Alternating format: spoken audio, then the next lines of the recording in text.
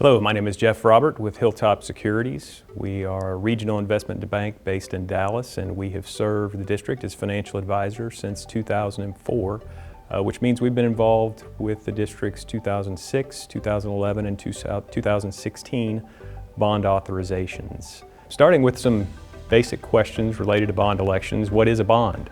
A bond is very similar to a home mortgage. It's a contract to repay borrowed money for school districts at a tax-exempt interest rate. All of the districts in the state of Texas utilize bond elections in order to take care of their major capital programs and needs. And all districts have to have bond elections in order to be authorized to issue bonds to complete those projects, to borrow the money to complete those projects. Another question is how are bonds repaid?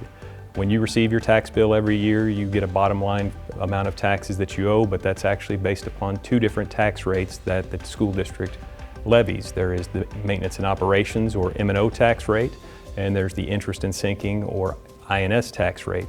The M&O tax rate is the tax rate that the district utilizes in order to do the day-to-day operations of the district, such as pay for personnel, pay for utilities, pay for other items on a kind of pay-as-you-go basis. The INS tax rate can only be utilized to make payments on voted bonds. So all of the bonds that the district has voted in the past, they utilize the INS tax rate and levy that annually in order to make the payments on those bonds.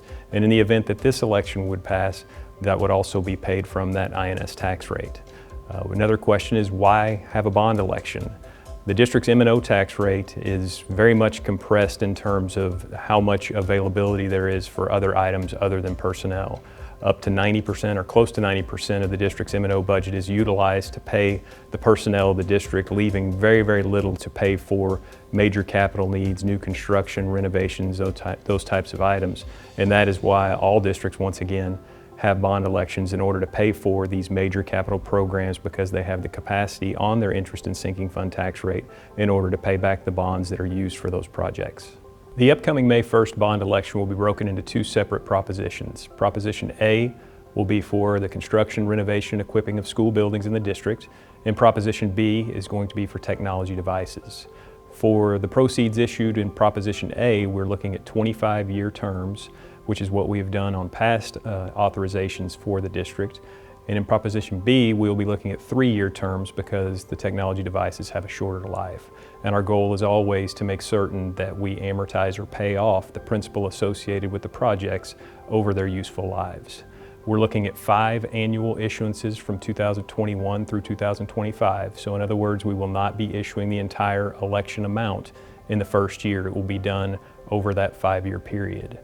We also make every effort to make certain that the district pays off 25% of its existing bonds within 5 years and 50% of its existing bonds within 10 years, which helps with the district's bond rating, which we'll talk about in a minute. Two of the primary variables that we use in our projections for the bond issuance and INS tax rate calculations for the district are the tax-based growth assumptions and our interest rate assumptions.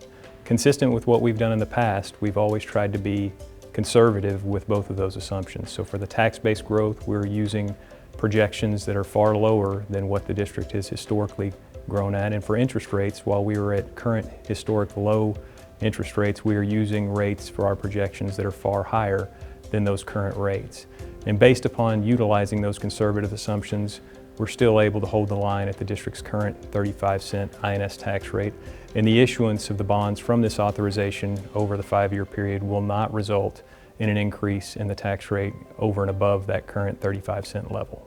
A few examples of Richardson ISD being good financial stewards to RISD taxpayers are the fact that they have completed refundings over the last 10 years, which are similar to refinancing your mortgage, that resulted in savings of over $57 million.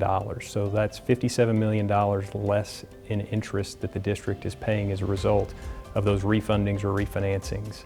Also, over the last 2 years, the district has paid off over $26 million in outstanding principal prior to its scheduled maturity, which has also saved the district over $7 million in interest. All of these combined have contributed to the district's current ratings, bond ratings from the rating agencies Moody's and S&P. Richardson ISD is one of 7 districts out of over 1,000 districts in the state that have the AAA Moody's rating, and they are also rated AA Plus by S&P, which is the highest rating that any school district has, because S&P does not have any AAA rated districts.